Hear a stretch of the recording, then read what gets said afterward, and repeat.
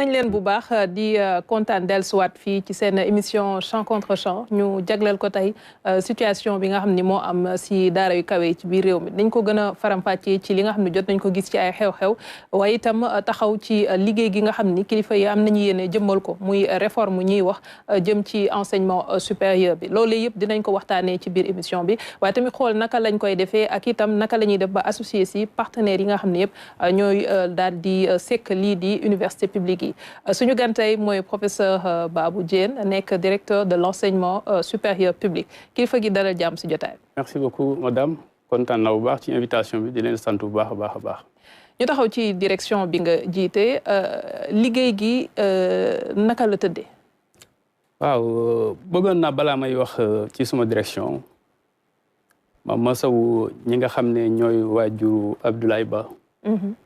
muy étudiant bi nga xam ne moom moo wàññeeku ci université de Dakar di ko jaal waajuram di ko jaal itam ministre de l'enseignement supérieur parce que si njabootam la bokk. oui waaye di ko jaal surtout étudiants yi aussi ñi nga xam ne ñoo bokkoon di xeex ak moom di xeex mbinum bourse bokk jafe-jafe yi nekk université. bokk aussi espoir yi nga xam ne moom la ñuy xaar muy lu tiis loo xam ne kenn ñaanu ko woon jàpp naa ne ndogal la bu fi jaar. yal na fi yem ki fi jógee ñaan yàlla sunu borom yàlla xaare ko aljanna jégal ko bakkaaram amiin ba fi mu jóg gënal ko fi mu jógee suma direction mu ngi tudd direction de l'enseignement supérieur public daanaka lépp lu université publique parce que dañu war a def différence entre université publique ak université privée daanaka ñun ñoo ko yore liñ ci gestu lu bari la li jëm ni ci njàngale bi ndax mu ngi jaar yoon wala jaarul yoon naka la ñu mën a def ba gën ko booster maanaam gën ko may doole. di xool ndax jàngalekat yi lan mooy seen jafe-jafe xool étudiants yi lan mooy seen jafe-jafe xool yan saafara lañ ci war a mën a indi. xool aussi établissement yi sur le plan pédagogique retard yi nga xam ne am na lan moo ko waral ak aussi nu ñuy saafara yooyu yëpp. bokk na ci li nga xam ne moo ñu tax a jóg. bokk na ci li nga xam ne moo ñu tax a jóg ma ci préciser ne diggante mois de novembre ak mois de septembre. novembre bi weesu. bi weesu. ci ndigalu ministre de l'enseignement supérieur de la recherche et de l'innovation professeur Daouda Ngom man ak suma équipe def nañ tournée ci université Sénégal yëpp amul université bu ñu demul. lan ngeen gis ci constat. li ñu gis ci constat mooy jafe-jafe yu bari na ça nañu am courage wax ko. te sax loolu moo ñu taxoon jóg mais li ñu taxoon jóg aussi mooy naka la ñuy def pour jafe-jafe yi nga xam ne ñoom la étudiants yi am ñu saafara ko. surtout li ñuy waxee les étudiants en situation de handicap parce que léeg-léeg dañ leen di fàtte ñoom mënuñu xeex. mënuñu sànni xeer mënuñu def dara. ñu doon xool bu fekkee ci direction COUD la est-ce que ñoom dañuy am quota bu ñuy joxe ay nekk est-ce que. am na ay pavillon yu ñu leen tabaxal yoo xam ne pour ñoom kese la parce que bu fekkee da nga tabax pavillon. defal ay escalier ñi nga xam ne dara jotu leen amul bon problème ci ñu armanté dem seen yoon mais ñoom mënuñu loolu donc dañu laaj construction particulière. pour accès bâtiment yeeg yenn waaw. xam ne aussi ndax seen déplacement est-ce que am na ñu leen di dimbale pour ñu mën a déplacer wu diggante foofu ak restaurant yi wala sax bu ñu dee jàngi au niveau des universités ou des facultés. yooyu yëpp bokk na ci li nga xam ne ñu ngi ko doon gestu. di jéem a xool aussi retard yi nga xam ne moo tax année yi am presque li ñuy tuddee décalage bu njëkk da nga doon gis université yi day ubbi mois d'octobre tëj mois de juillet. mais léegi université kenn mënu la wax exactement kañ lay ubbi ak kañ lay tëj. suñu jafe-jafe yëpp nag tey jii loolu moo ko waral. ñu def ci ay gëstu yu mag a mag nag loolu du suma direction kese. mais ministère de l'enseignement supérieur def ci ay gëstu yu xóot. def ci aussi ay propositions yu bëri xëy na soo ngeen ma mayee ñu waxtaan ci dinañ ci waxtaan. bien sûr ba nga xam ne am nañ ci yaakaar bu baax a baax ne buñ ci tënkuwoon ñun ñëpp. wax dëgg yàlla lii dina doon loo xam ne dootu fi am. wala boog dina fi gëj a am. ñu amoon ci yaakaar nag ndax commencé woon na lool moo tax li nga xam ne xew na maanaam mooy perturbation yi grève yi xew ci université yi mu doon loo xam ne jaaxal nañu lool ndax aussi bokkut ci li tax ñu mën a safara jafe-jafe yooyu ma la wax. xaaruñu ci université mu am ay violence yu ni mel waaye man bëgg naa d'abord balaa muy dugg si liggéey nga xam ne def ngeen ko ak li ngeen fa jëlee ci recommandation li ngeen bëgg a jëmal ñu taxaw ci situation bi actuellement mën na nga ñu defal le point ci li nga xam ni moo jot a xew UCAD UGB Université Assane Seck bu Ziguinchor. situation bi li ko waral d'abord mooy dañu organiser benn atelier du 2 au 3 février. Atelier bi li taxoon ñu organiser ko mooy ñun ñëpp ñu toog xool décret bi nga xam ne moom mooy fixer conditions d'attribution des bourses. Parce que dañ ci gis ay erreurs yu bëri ay dispositions yu bëri yoo xam ne kenn mënu ko appliquer donte mu ngi ci décret. mais bu 94. C'est le décret 963 excusez-moi 2014-963. fixant les conditions les critères d'attribution des bourses.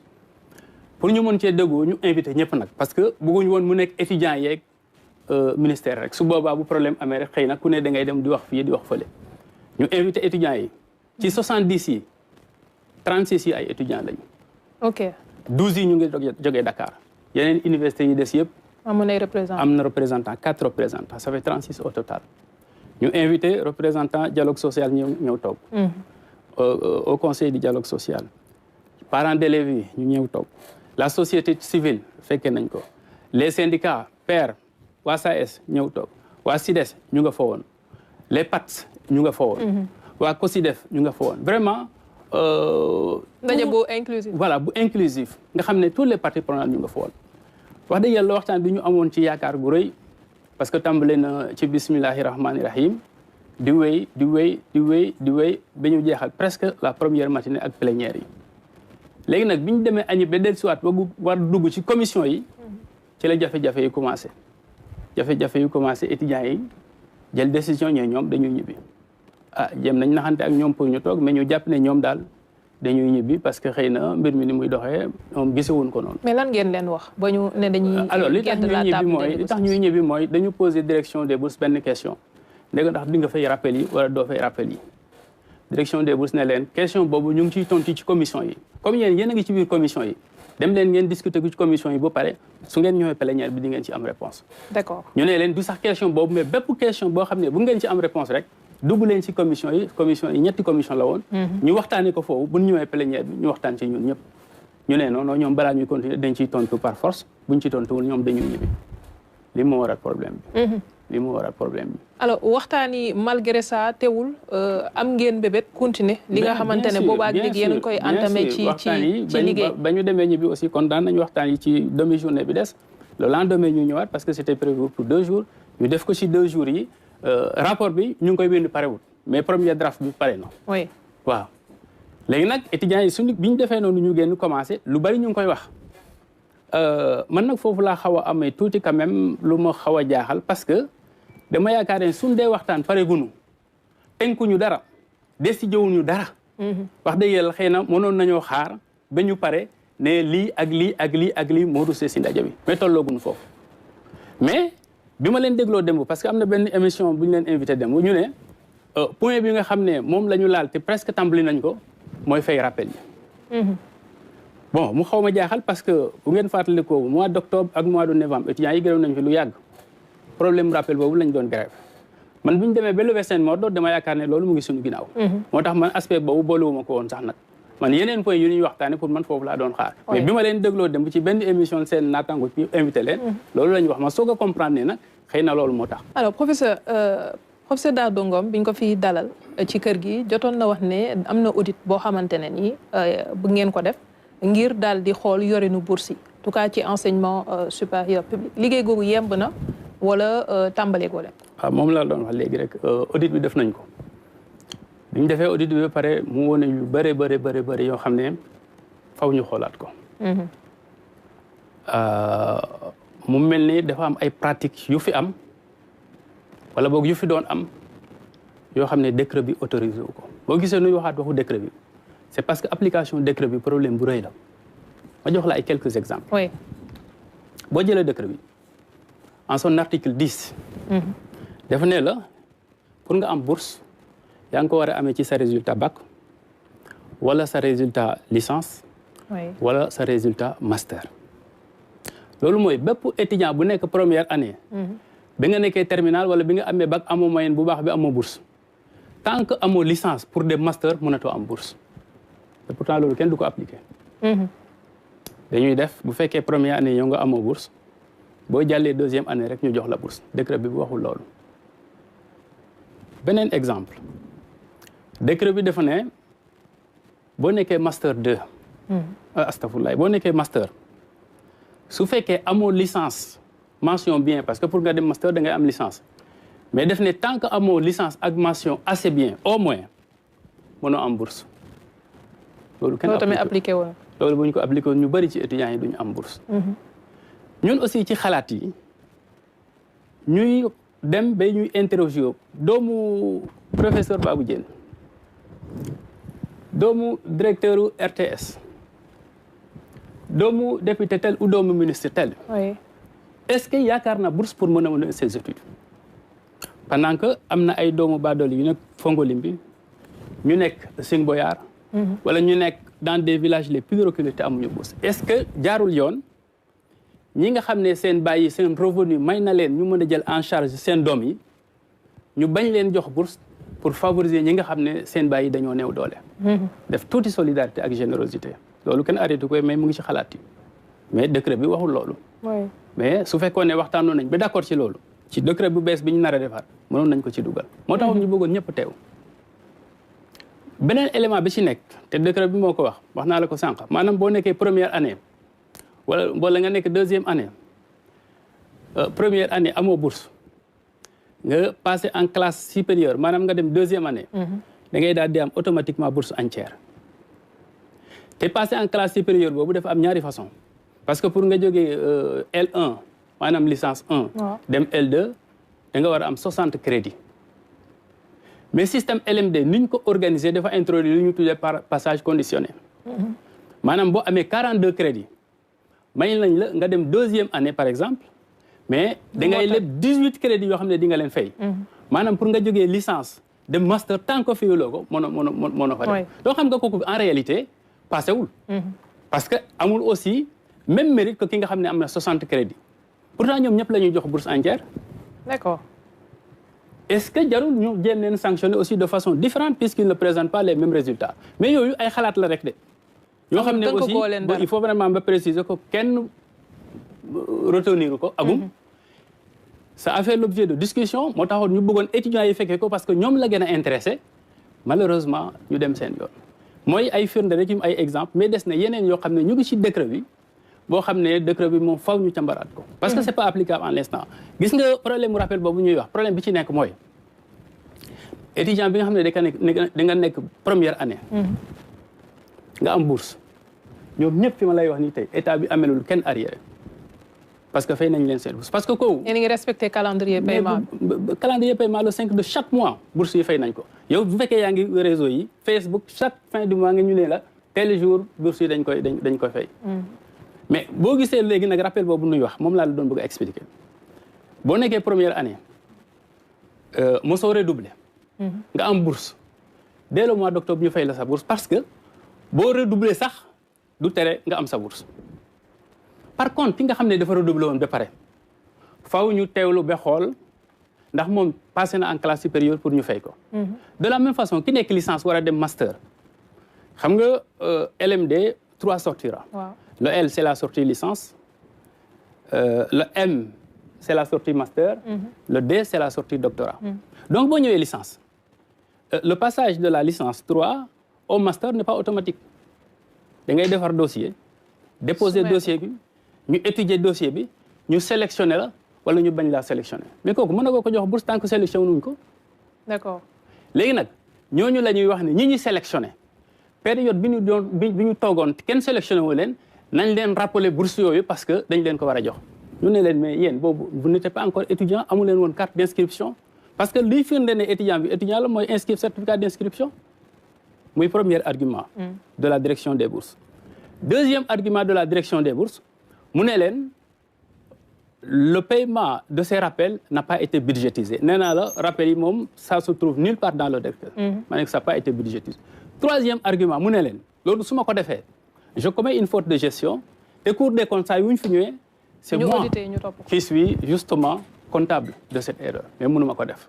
par contre li ma mën a def mooy kii nga xam ne yaa ngi doon xaar sa résultat résultat bi ñëw na avec beaucoup de retard à cause des chevauchements de l'année les étudiants ne sont pas responsables mu ne leen ku ci nekk 12 mois de bourse laa la war a jox ci chaque année dinaa la ko jox mais à compter de ta date d'inscription de ta date d'inscription. Oui. Par exemple, vous faites que vous avez inscription au mois de février. Moi, je commencé à mois de février jusqu'au mois de janvier de l'année suivante. Ça fait 12 mois. Qui est au mois de mars, je commencé à faire mois de mars jusqu'au mois de février de l'année suivante. De toute façon, ça 12 mois bourse d'un coup. Mais étudiants ne bëgguwuñ ko noonu dañoo bëgg li nga xam ne dañ ko toggal ñu rappeler leen ko donc jox leen ko léegi nag problème bi nekk foofu mooy bu ñu leen ko rappeler jox leen ko mais durée bi nga xam ne bourse bi mënoon na ko am parce que c'est 12 mois par an bourse durée bi day jeex te étudiant bi parewul première année wala deuxième année bi muy def donc day toog université nekk foofu day perçoit plus de 12 mois mais il perçoit plus de bourse ñun ñu jàppoon ne proposition bi ñu def moo gën ci ñoom mais ñoom loolu lañ nanguwul.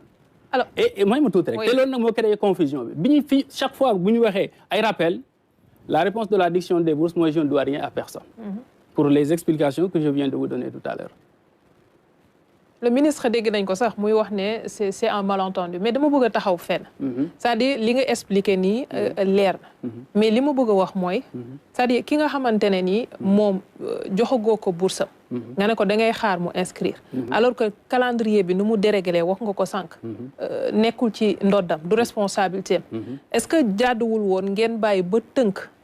décret bi nga xamante ne yéen a ngi ciy liggéey ba noppi. doogay tàmbali di jëmmal lii nga xamante ne wax ngeen ko ci ne correction la yu war a am ci ni ñuy joxee bourse. non parce que xam nga décret bi moom déjà dañuy waxu décret mais décret soxna si du ne da ngay naan décret tey décret bi génn tey nous quand même booy liggéey ci da ngay projeté wu on se projette. nee naa la rapport ba sax parewul. waaw rapport bi war na pare bu paree ñu jox ko ministre xool ko wax ci li mu xam. étudier ko avec ses techniciens. li ngeen war a xam te c'est important du ne ñun ñooy des décisions mais mun nañ defar ba pare envoyé ko ñu ko war a envoyé ñu ne ko lii kenn du ko def.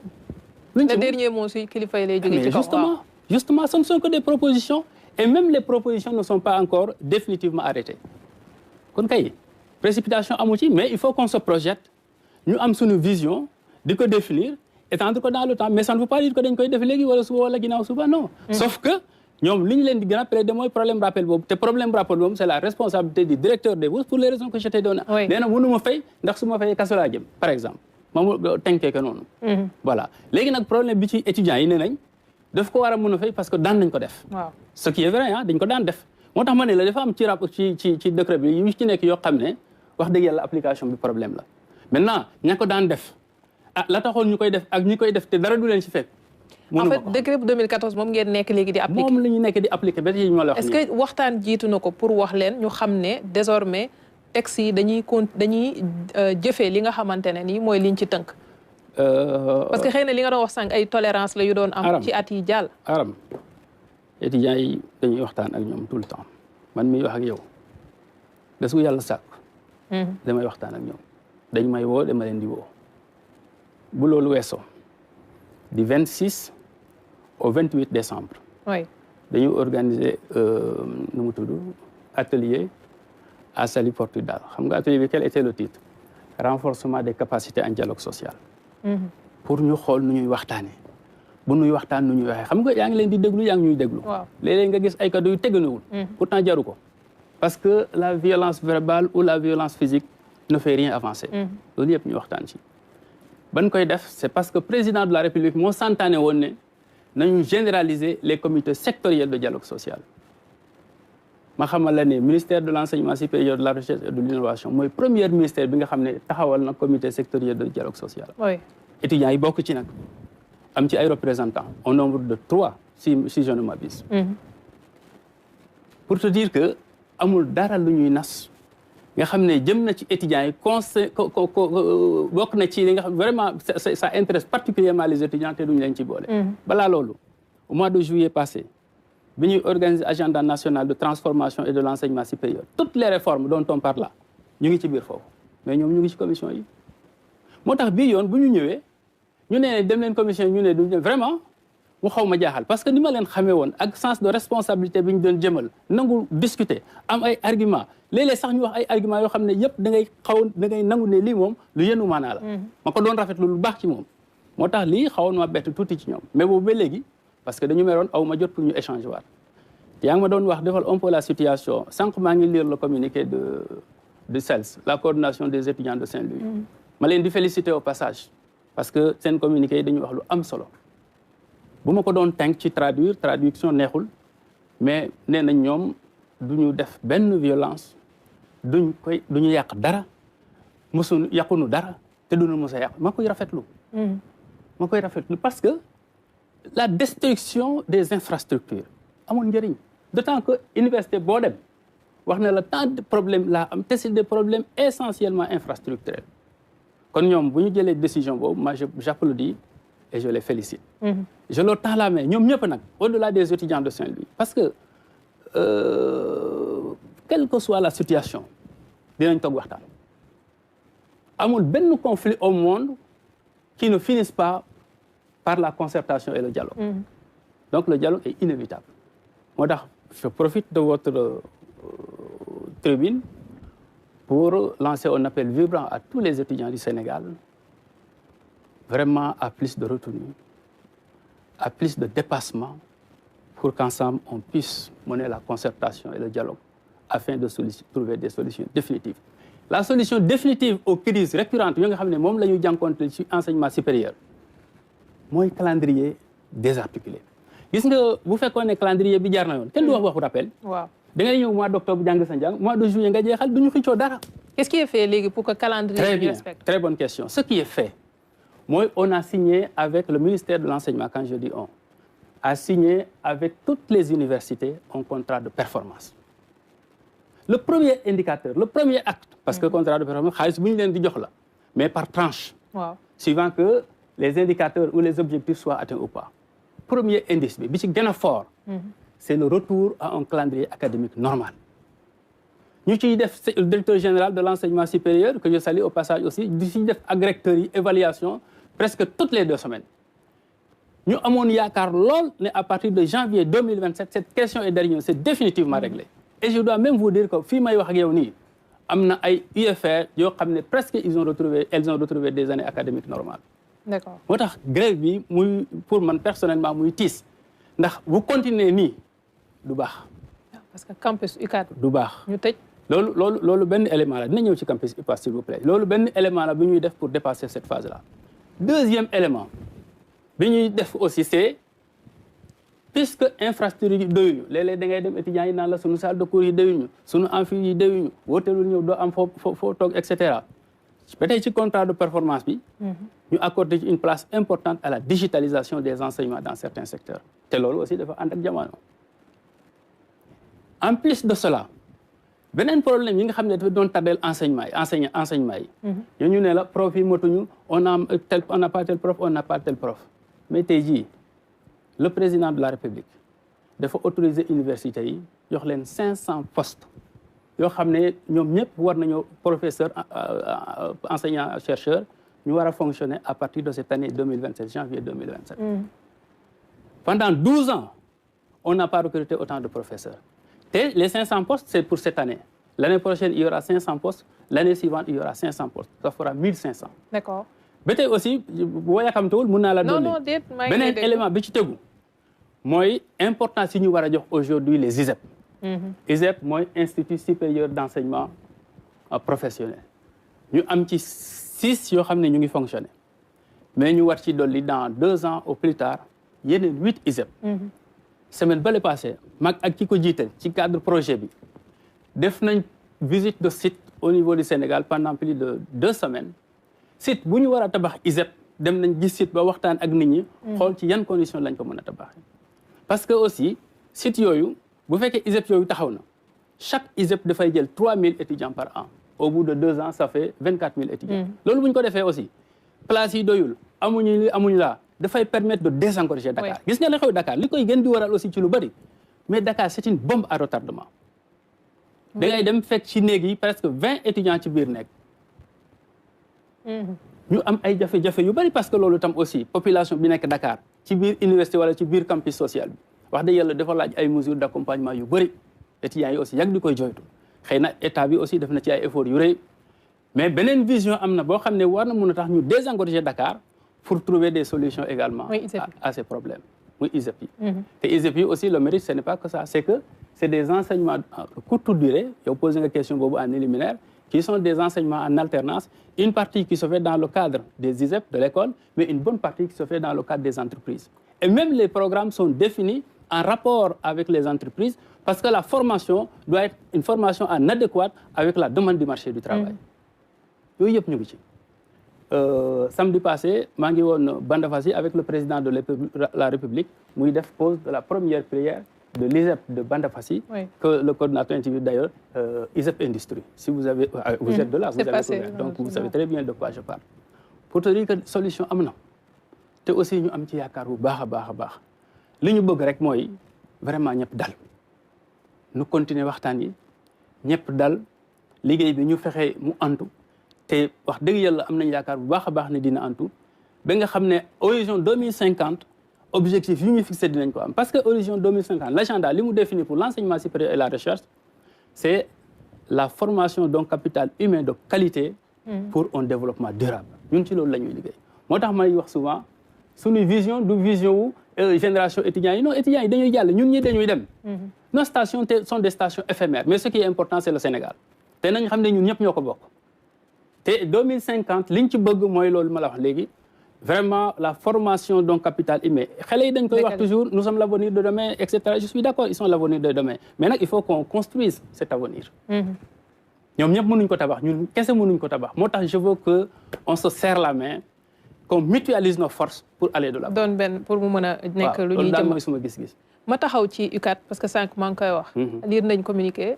gis ne conseil académique bi réunir na. bay wax ne bëgg na ñu reprendre les activités pédagogiques parce que yaa ngi naan bu continuer tamit day am impact ci calendrier bi. Bien sûr. Mais à côté réseau yi tëj. ñu ne leen ñibbi leen. campus social bi sooxe est-ce que loolu ànd na tamit pour ñoo xamante ne yenn saa yi bu ñu leen orienté. ñoo ngi Dakar mais forcément du ñoom ñëpp a dëkk fii. waaw resto yi tëj wax dëgg yàlla kenn rafetlu ko mais nag dafa am lu tax resto yi tëj on ne s'est pas levé un beau jour rek on dit qu'on va fermer les restos étudiants yi seen dépense quotidienne. 250 francs la boo ko évaluer waroon na nekk 2500. Les 2250, c'est la subvention de l'État pour chaque étudiant. Léegi nag aslu tuuti loolu nga xam ne moom la ñuy joxe. xëy na sax waruma wax aslu tuuti bari na comme ñoom xëy na seen situation demoo loolu mais naa ne rek peut-être loolu ñuy joxe. wax dëgg yàlla buñ ko téyee te mu xëjoon feneen pour defar université bi du doon lu gën wax naa la am na problème infrastructure. maa ngi doon wax ISEP yi léegi boo demee ci ISEP yi daf ci am ñoo xam ne buñ defee formation jóguñu pour dem uti.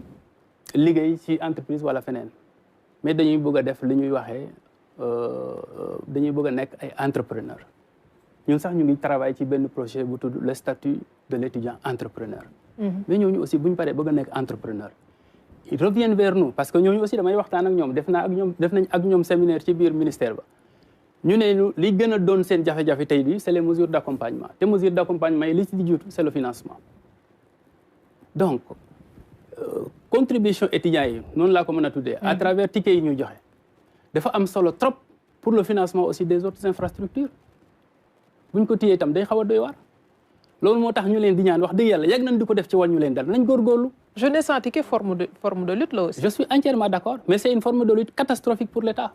D'accord.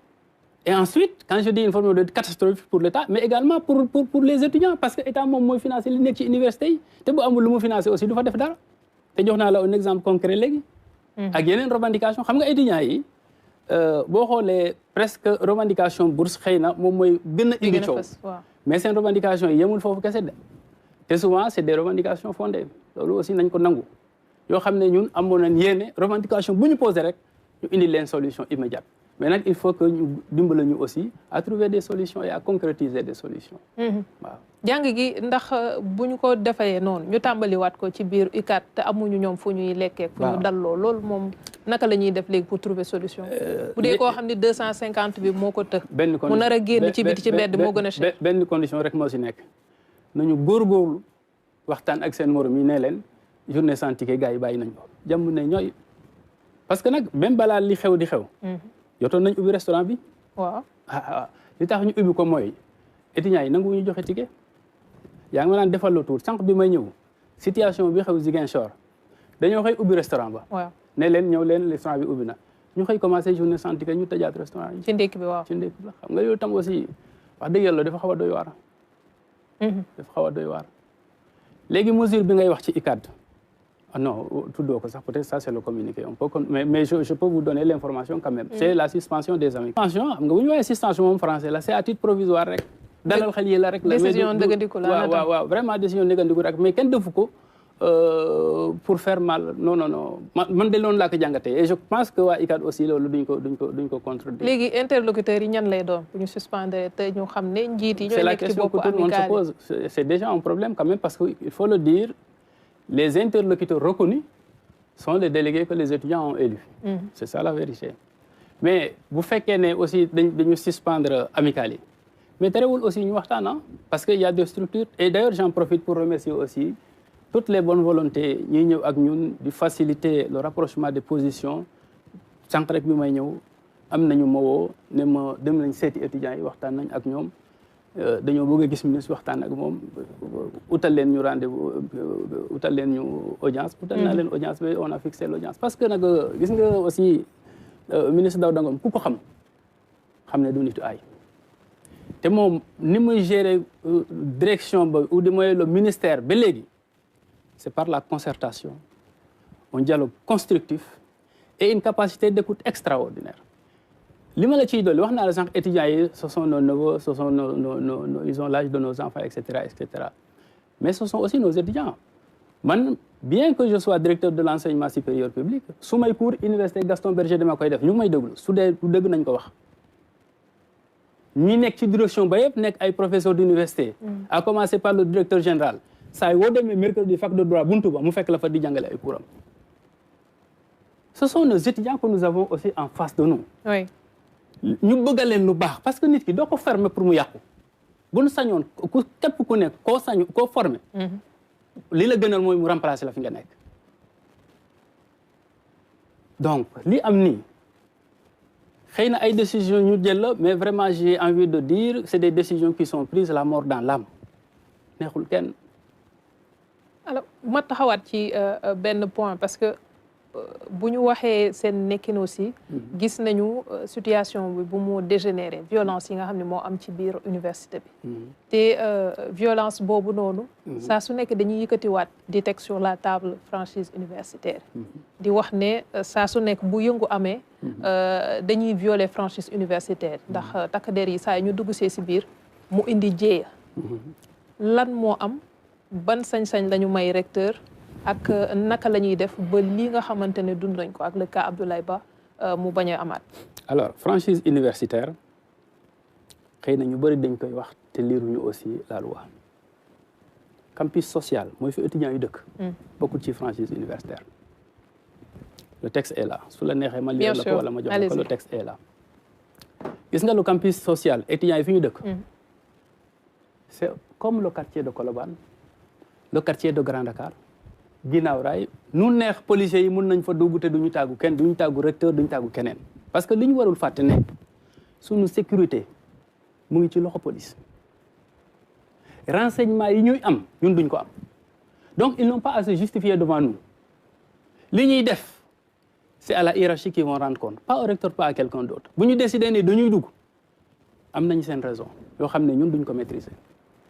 bi xew ni ñoom ñoo décidé dugg. ah non xaw ma kan moo décidé dugg. moom laa lay wax ne nee na ñoom duñu tàggu. kan moo jël décision dara laa ci xamut. vraiment côté boobu xaw ma si kooku c'est vraiment les prérogatives du ministre de l'intérieur man xaw ma kan moo man xaw ma woon ne sax dugg nañ.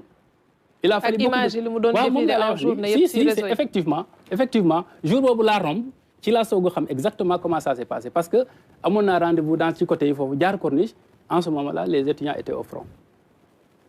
c'est comme ça que ça s'est passé franchise universitaire bu ñu koy wax mooy li ñuy tuddee les espaces universitaires espace universitaire mooy espace bi ñuy jàngee mooy faculté yi mooy bibliothèque yi mooy li séparé daal campus social ak campus pédagogique foofu nag grève bale passé duggoon nañ fa mais pour ñu dugg foofu normalement il faut ñu am autorisation du recteur te recteur aussi balaa mu leen di autoriser day convoquer le conseil académique ba ñu jox ko xalaatam bu fekkee nag dafa urgent ba convocation xeju fi mun na jël décision mais toujours tenu mais il est toujours tenu de rendre compte au conseil académique. D'accord. te am na situation bu tolloo foofu bu demee peut-être des situations de crime wala yu ni mel police mën na dugal boppam te du xaar recteur loolu aussi naa ko ci préciser et tout ça c'est dans la loi sur les franchises. Alors professeur man li ngay wax daf ma tiital parce que bu fekkee université moom nga méngale fi étudiants yi dëkk ak suñu quartier yi ñun fi ñu nekk police am sañ-sañ dugg fa li nga xamante ne nii jël dogal sur place def li nga xamante ne nii yoon moo leen quand même bu see ñoom ñooy dépositaire de la violence légitime dañ leen ko nangul mais bu ñu duggee ci biir foofu noonu te amul lenn loo xam ni mënuñu leen koo gàntal dafa garaaw maanaam suba mën nañ fa def jéyee comme lu nga xam ne moom la ñu gis wala keneen gaañu fa wala am loo xamante ne def nañ ko tout simplement parce que ñoom am nañ sañ-sañ dugg léegi lan ngeen di def aussi pour aar ñi nga xamante ne ñooy ndongo yi jàngal leen rek doyul fa ñuy dëkk aussi war na nekk loo xam dañ koy aar c'est-à-dire que aar ndongo yi en termes de violence kooku ça ne relève pas de nos prérogatives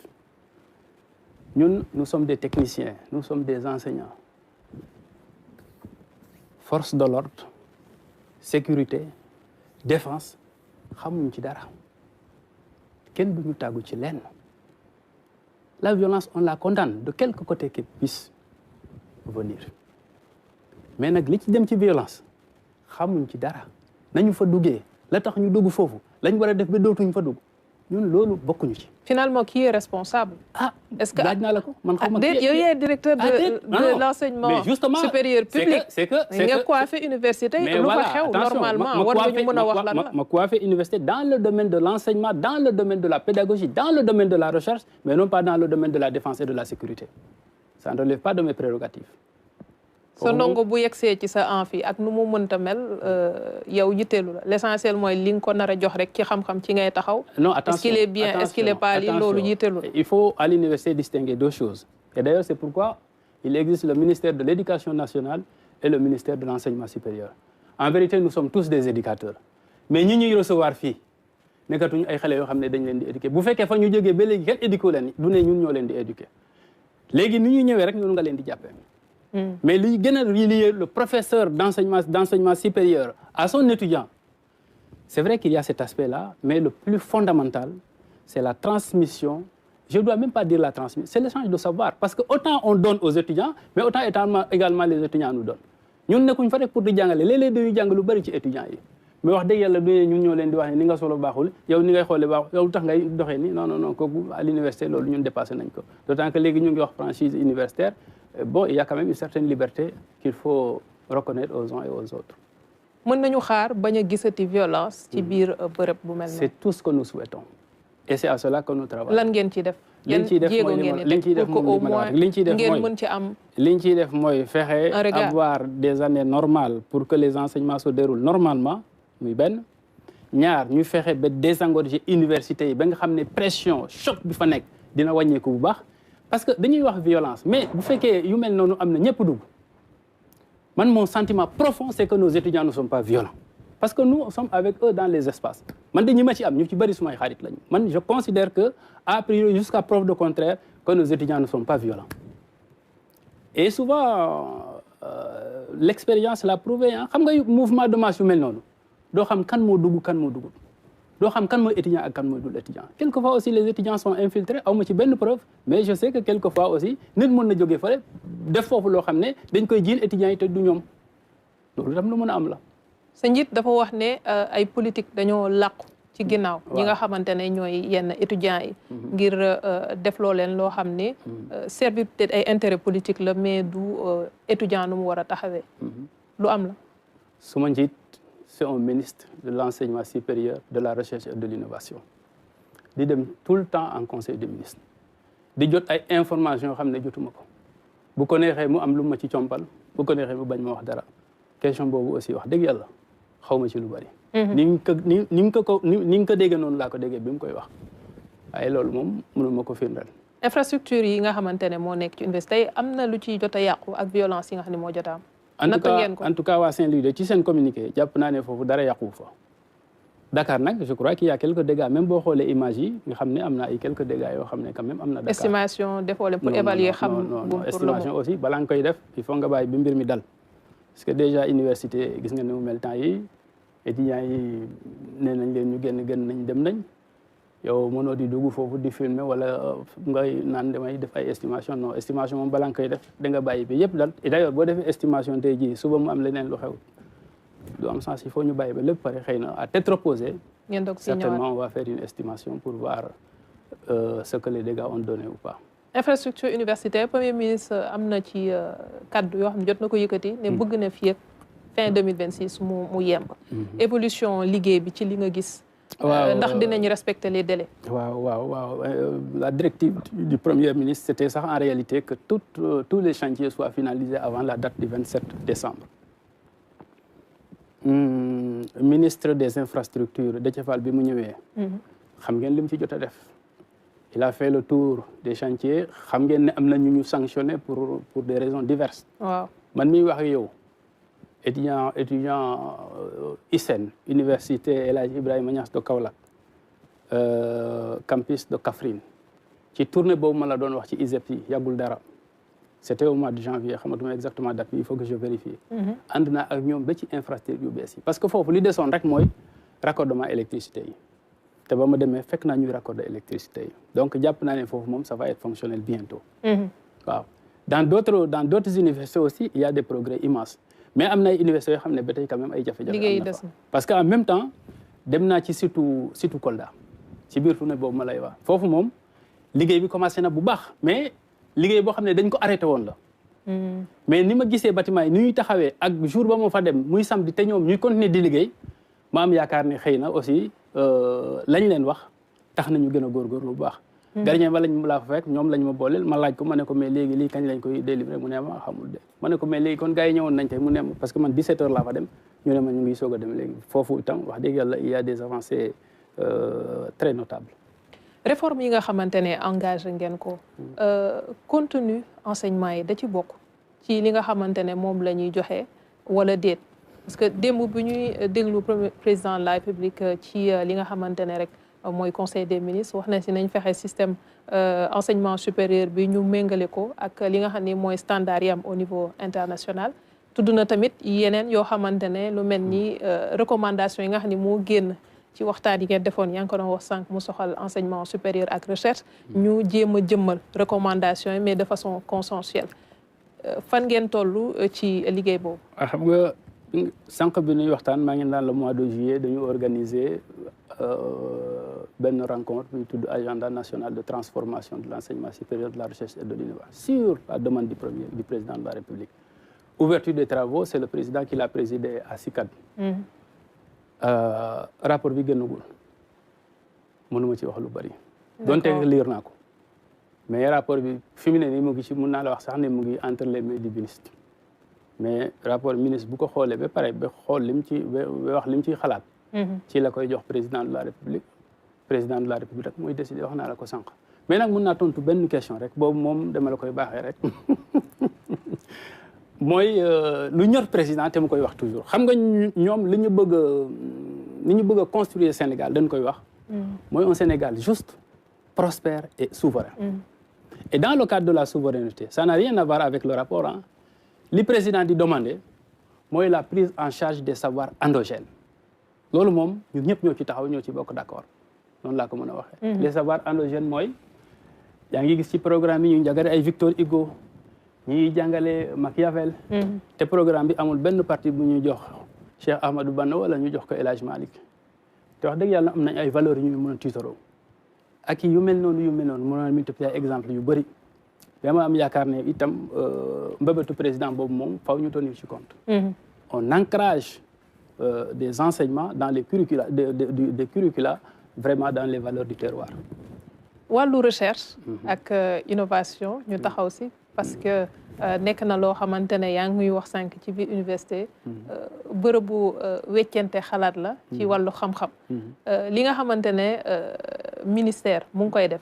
ngir gën a dooleel ñi nga xamante ne mooy recherche. ci wàllu financement. waaye tamit ci wàllu infrastructure yokku na boobaak léegi ak li nga xamante ne moo fi nekkoon. wax dëgg yàlla pour dire la vérité am na lu ñu ci def lu am solo mais bu ñu sañoon gouvernement gën a def effort tuuti encourager bu baax la recherche parce que nag gars yi ay jàmbaar lañu. ngay xool on a lancé l'année dernière suñu premier Gaïndé Sat à partir de Montpellier muy lu rëy pour Sénégal.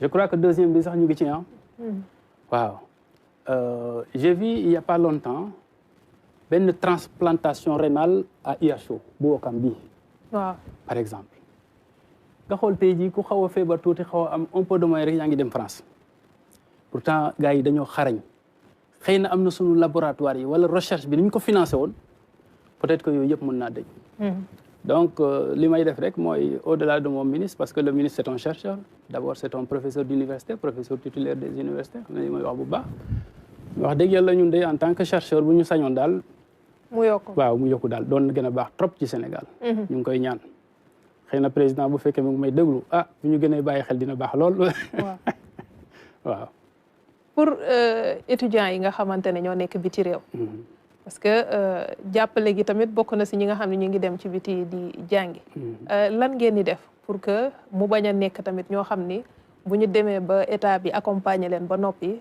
Sénégal perte ressource humaine boobu ah soxna si nag posé nga foofu question bu jafe bu bokk aussi ci li ñuy xalaat parce que da ngay jël étudiant fii muy un étudiant brillant ñu former ko formation bu brillante ñu jox ko bourse wala ñu jël ko en charge yóbbu ko comme ni nga ko waxee léegi à l'étranger mu def formation ba pare bañ a ñibbisi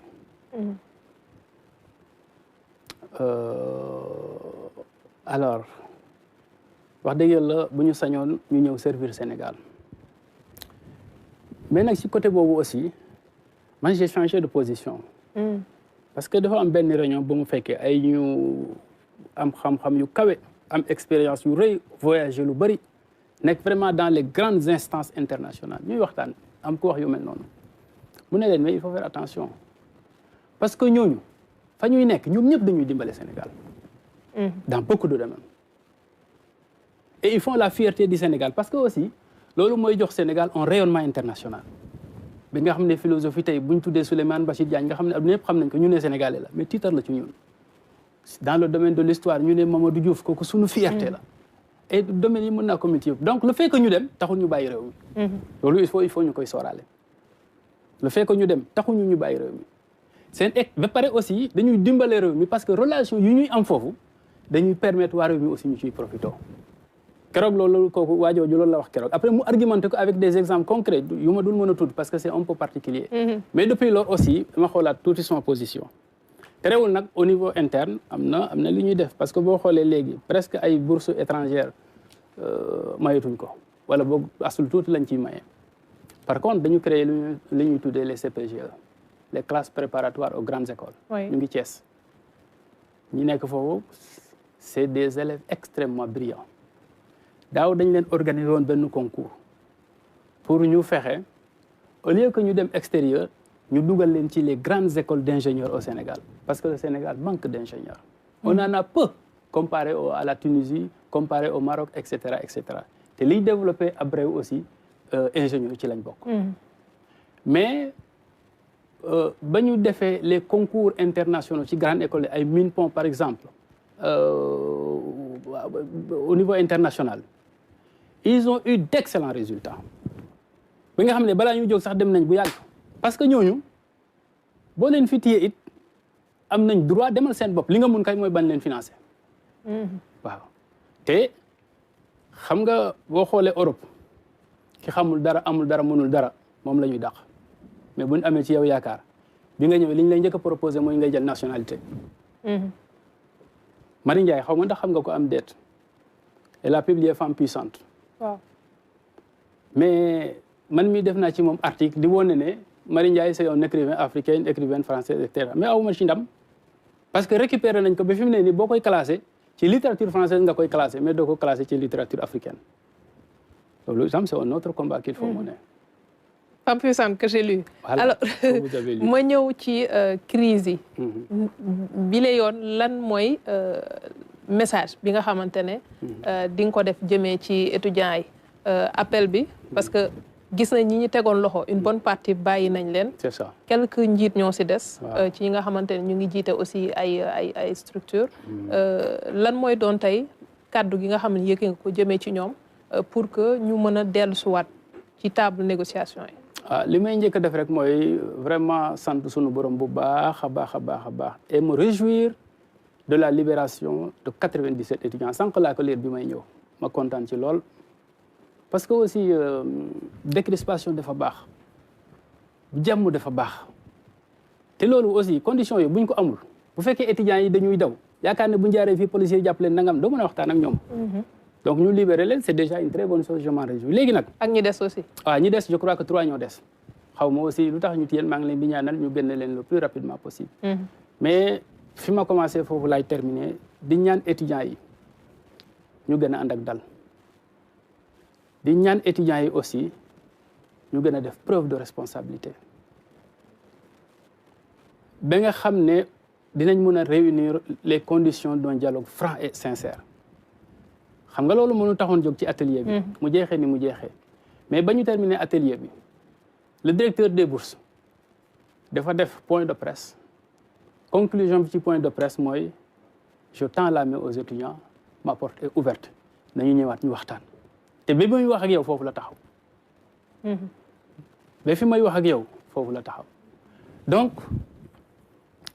ñaan étudiants yi daal vraiment ñu gën a góorgóorlu xam ne université bi ñoo ko bokk. xam ne objectif yi benn la démarche peut-être on s'entend pas pour le moment mais il y a toujours des possibilités de nous retrouver autour de l'essentiel léegi daal su ma sañoon daal ñu fexe ñëw ñu toogaat waxtaan wala boog ñu waxtaan ak la direction de bus parce que sur la question des bourses presque lépp lu ma la fi wax ci directeur des bourses laa ko jëlee c'est lui qui gère ces questions man dama yore direction mu yore direction mais la direction des bourses est le bras technique du ministère de l'enseignement supérieur en matière de gestion des bourses. li ma la ci wax nii moom gën a xam mais nag mënul dem fu ne te da ngeen mu njëkkoon invité ma am gàllankoor parce que dama doon dem moo tax bi yoon donte dama doon dem ma ne leen dinaa fomb sama voyage ñëw ba pare ak yéen soog a dem. parce que aussi lii ngeen def nii maa ngi leen ciy sant bu baax a baax a baax dina permettre peut-être nit ñi aussi gën a xam position ministère gën a xam li ñuy def bu baax a baax a baax mais vraiment daal pour dellusiwaat ci étudiants yi. Je lance un appel vibrant à nos étudiants. J'ai même envie de dire à nos vaillants étudiants, compte tenu du fait que moi je sais les conditions dans lesquelles ils travaillent, les difficultés dans lesquelles ils travaillent, mais réaffirmer également la position du gouvernement qui n'a que seule ambition de résoudre les problèmes définitifs des étudiants de manière particulière et de la jeunesse de manière générale. Premier ministre, bi ñu leen installé li mu njëkk a jël comme décision mooy le 5 de chaque mois nañu fay bourse étudiants yi parce que la bourse est aussi importante que le salaire te wax dëgg yàlla ba ñu commencé ba léegi directeur des bourses loolu lay def. bii daal mooy dernier message bi may lancé di leen sant bu baax a baax ci invitation yi di leen ñaanal aussi di ñaanal RTS yàlla gën leen taxaw bu baax defal leen ay ndam yu rëy ci seen liggéey te lépp luy juut rek na doon wër ak wër la ci barke Muhammad Rasulullah sallallahu alayhi wa sallam. sallallahu alayhi wa sallam jërëjëf professeur Babou Diène. muy fàttali mooy directeur de l'enseignement supérieur public di amoon mbégte ànd ak yow ci jotaay di la gërëm aussi ci disponibilité bi. merci également à Babacar Gning ak équipe technique bi mu àndaloon yëpp yéen ñi ñu doon topp ci waxtu bi ñu ngi leen di jaajëfal. ñu ngi leen di ñaanal guddi jàmm ak suñu programme.